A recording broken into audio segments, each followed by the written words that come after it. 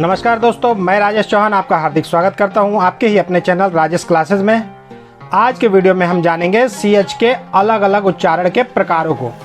अगर आपने ध्यान दिया होगा तो मैंने CH के अलग अलग उच्चारण के प्रकारों का वर्णन किया है, न कि अलग अलग उच्चारण के नियमों का, क्योंकि इसका कोई नियम ही नहीं है। CH को कब च पढ़ते हैं, कब श पढ़ते हैं, कब CH से क उच्चारित होता है, इसका कोई नियम नहीं है।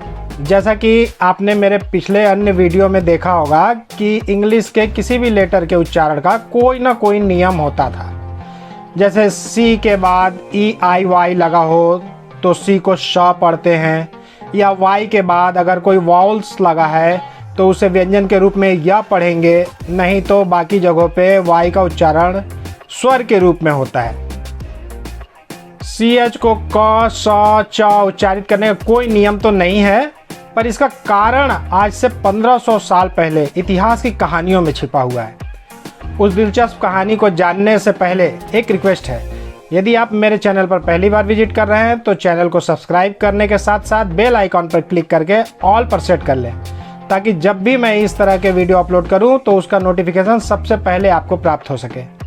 आपने कभी ना कभी एक कहावत जरूर सुनी होगी कि जब ब्रिटेन के लोग जंगलों में खाना बदोश की तरह नंगे घूमते थे तब हमारे गौरवशाली भारत की सभ्यता अपने उफान पर थी। हाँ, तो हुआ यह था कि लगभग 5वीं शताब्दी में ब्रिटेन में सेल्टिक नाम का एक आदिम कबीला रहता था।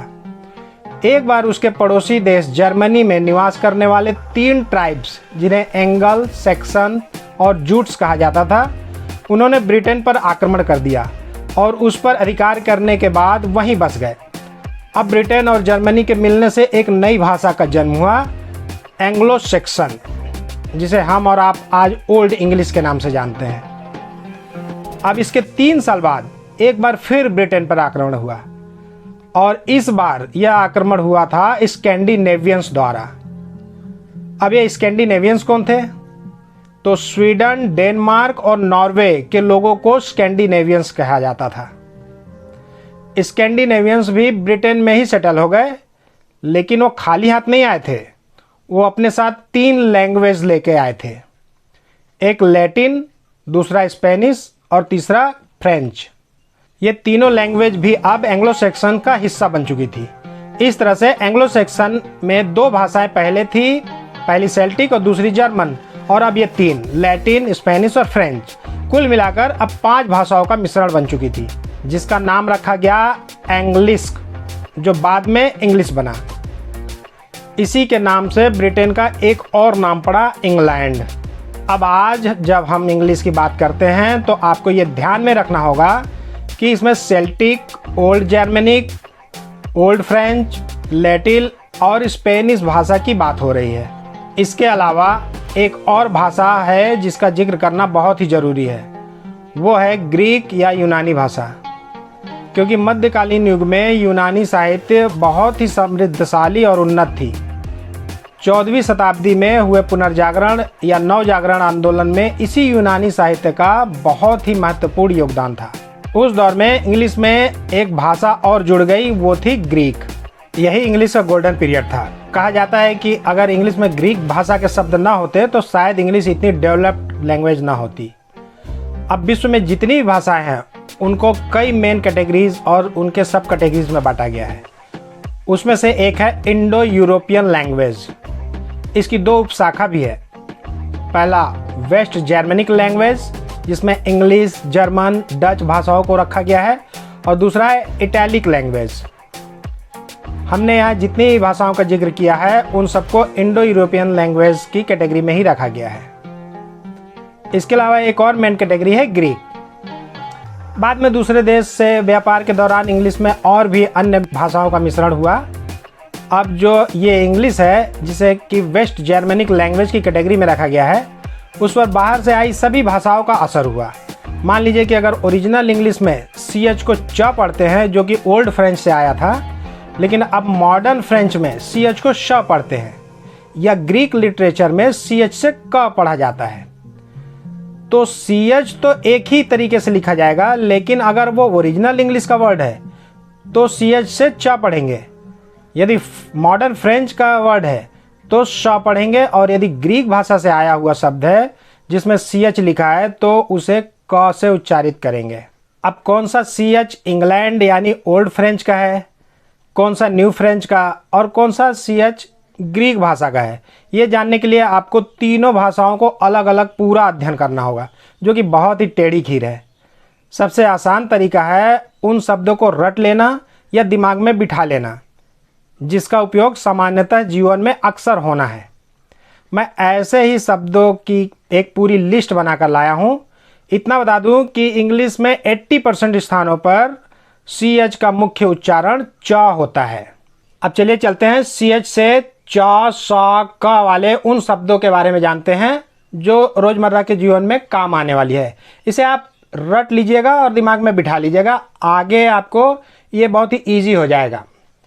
तो आप तो जान ही गए, English is a mix of Celtic, German, Latin, Spanish, French, Dutch, Arabic, Persian, Greek, Sanskrit and other languages, सारे भाषाओं का मिश्रण है।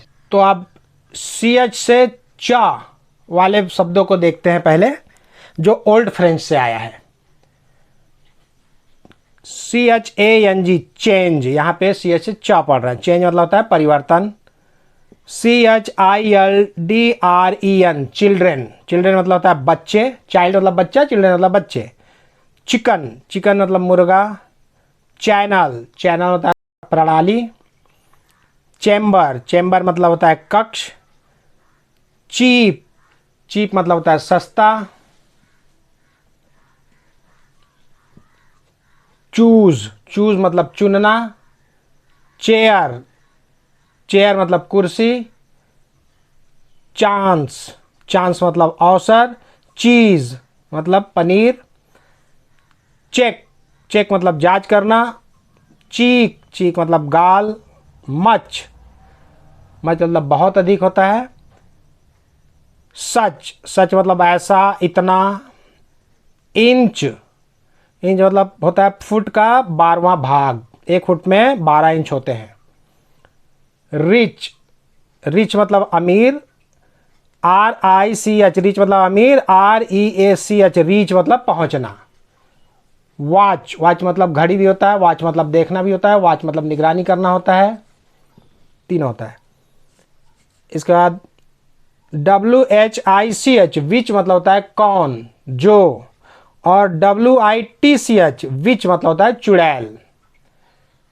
BITCH, बिच, बिच मतलब कुतिया। BEACH, बीच, बीच मतलब होता है समुद्र तट। इसके बाद किचन, किचन मतलब रसोई घर। अब आते हैं उन शब्दों के बारे में जानते हैं जो मॉडर्न फ्रेंच से आया हुआ है, जिसका उच्चारण श होता है। CHEF, इसमें चेफ नहीं पढ़ेंगे, शेफ पढ़ेंगे, क्योंकि ये मॉडर्न फ्रेंच से आया हुआ है। शेफ मतलब बावर्ची। शिफॉन, शिफॉन मतलब होता है महीन जाली का कपड़ा। CHAMPAG यानी शैम्पेन, शैम्पेन फ्रांस की एक शराब होती है। शैंडिलियर, शैंडिलियर मतलब झूमर। MACHI यानी मशीन, मशीन मतलब यंत्र। BROCHURE, ब्रोशर, ब्रोशर मतलब विवरण पुस्तिका। PARACHUTE, पैराशूट, पैराशूट मतलब हवाई छतरी। दोस्तों इस तरह पढ़ने से आपको स्पेलिंग भी करेक्ट होते जा रहा है। क्लीशे, यहाँ पे शे पढ़ेंगे। क्लीशे, क्लीशे मतलब होता है ठप्पा। शराड, शराड मतलब होता है नाटक या शब्द पहेली, वर्ग पहेली, जैसे बच्चे लोग खेलते हैं ना डम शराड, तो उसी तरह का है। फिर है CHICAGO,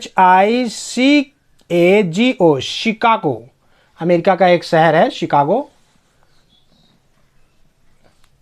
इसके बाद CHEVALIER, शेवलियर, शेवलियर मतलब होता है राजपूत, बहादुर। फिर CHICKNE, शिकेन, शिकेन मतलब होता है झूठा इल्जाम। फिर CHEVROLET, शेवरोले, शेवरोले, शेवरोलेट एक गाड़ी है। GAUCHE, Gosse. गौश मतलब होता है भद्दा फुहार, बोलते हैं ना ओ गौश, तो ये भद्दा फुहार है। फिर CHAUFFEUR, शोफा। शोफा मतलब चालक, ड्राइवर। फिर है CHIVALRY, शिवलरी। शिवलरी मतलब शिष्टता, शौर्य। NICHE, नीश। नीश मतलब होता है झरोखा, आला, ताक, विशिष्ट स्थान। एवलांस। एवलांस, हिमस्खलन को एवलांस बोलते हैं। फिर है MICHIGAN, मिशिगन। मिशिगन भी US का एक राज्य है और मिशिगन झील भी है। फिर है शाग्रीन। शाग्रीन मतलब होता है चिढ़, चिढ़ाना। शार्लटन। शार्लटन मायावी, कपटी, झूठा, इसको बोलते हैं शार्लटन। फिर CHEMISE, शमीज। शमीज मतलब होता है कुर्ती, कमीज। फिर CHAISE, लॉन्ज। सेज लॉन्ज मतलब होता है आराम कुर्सी। अब आते हैं CH से क कब पढ़ा जाता है। तो जो शब्द एंशियंट ग्रीक से इंग्लिश में आया है वहां पे CH से क पढ़ेंगे। अब आपको तो पता नहीं होगा कि कौन सा शब्द एंशियंट ग्रीक से आया है, कौन सा एंशियंट फ्रेंच से आया है, कौन सा मॉडर्न फ्रेंच से आया है। तो आप इसका स्क्रीनशॉट ले लीजिएगा और इन शब्दों को याद कर लीजिएगा बिल्कुल। तो इससे क्या होगा कि ये रोजमर्रा के जीवन में काम आने वाले शब्द हैं। तो आइए देखते हैं। CHROMA, Croma. क्रोमा हरे रंग का एक पर्दा होता है और पोस्ट प्रोडक्शन में बैकग्राउंड सेट करने के लिए भी क्रोमा की का इस्तेमाल किया जाता है, आप लोग तो जानते ही होंगे। CHLORINE, chlorine. क्लोरीन एक रासायनिक तत्व। CHRISTMAS, Christmas. Christmas Isa Masih के जन्म की खुशी मनाने वाला एक त्यौहार है। कैरेक्टर। कैरेक्टर मतलब होता है चरित्र। क्रॉनिक। क्रॉनिक मतलब पुरानी, दीर्घकालीन। क्रिश्चियन। क्रिश्चियन मतलब ईसाई धर्म। सब में यहाँ पे CH से क उच्चारित करेंगे। CHARISMA, करिश्मा। करिश्मा मतलब होता है करिश्मा। CHOREOGRAPHY, choreography. कोरियोग्राफी मतलब होता है नृत्य कला। इसी तरह CHLOROFORM, क्लोरोफार्म। क्लोरोफार्म मूर्छक, बेहोशी वाला तत्व। केमिकल। केमिकल मतलब रासायनिक। केमिस्ट्री। केमिस्ट्री मतलब रसायन विज्ञान। फिर CHEMOTHERAPY, कीमोथेरेपी। कीमोथेरेपी मतलब रसायन चिकित्सा, जो कैंसर या ट्यूमर को निकालने के लिए कीमोथेरेपी का ही सहारा लिया जाता है। क्लोरोफिल। क्लोरोफिल पर्णहरित। पर्णहरित पेड़ों में हरे रंग उत्पन्न करने वाला तत्व, उसे क्लोरोफिल कहा जाता है। SCHOOL, school. स्कूल मतलब विद्यालय। स्कॉलर। स्कॉलर मतलब होता है विद्वान, पंडित, छात्रवृत्तिधारी विद्यार्थी। फिर है स्कीम। स्कीम मतलब योजना। टेक्निकल। टेक्निकल मतलब तकनीकी। एंकर। एंकर मतलब लंगर। CHOLERA, cholera. कॉलेरा मतलब होता है हैजा। कोलेस्ट्रॉल। कोलेस्ट्रॉल रक्त वसा, खून में जो चर्बी जम जाती है उसे कोलेस्ट्रॉल बोलते हैं। इसलिए ज़्यादा तली हुई चीज़ या तेल युक्त चीज़ नहीं खाना चाहिए। कोरस। कोरस मतलब होता है सहगान, सामूहिक गान। एक। एक मतलब होता है दर्द या पीड़ा, सुनते हैं ना, हेडेक हो गया मतलब सर में दर्द हो गया। स्टमक एक, पेट में दर्द हो गया। मैकेनिक, MECHANIC, मैकेनिक, मैकेनिक मतलब मिस्त्री या यंत्र प्रवीण। इको, इको मतलब होता है गूंज, प्रतिध्वनि, अनुनाद। स्टमक, स्टमक मतलब होता है पेट, अमाशय, जठर। CHAOS, क्योस, क्योस मतलब होता है अव्यवस्था, अराजकता, गड़बड़ी। वो KYC वाला क्योस नहीं, ये क्योस अलग है। KYC मतलब होता है नो योर कस्टमर। आर्किटेक्ट, यहाँ पे CH से क ही पड़ता है। आर्किटेक्ट मतलब होता है वास्तुकार। CHAMELEON, कमिलियन, कमिलियन मतलब होता है गिरगिट, जो रंग बदलता है उसे कमिलियन बोला जाता है। ठीक, ये चीज़ आपको बिल्कुल याद कर लेना है। ये हमेशा रोज़मर्रा के जीवन में आने वाले शब्द को लाया हूँ मैं आपके लिए। आज के वीडियो को यहीं तक रखते हैं। यदि मेरा यह वीडियो आपको पसंद आया तो प्लीज़ लाइक करें, सब्सक्राइब करें और अपने दोस्तों के भी ज़्यादा से ज़्यादा शेयर करें।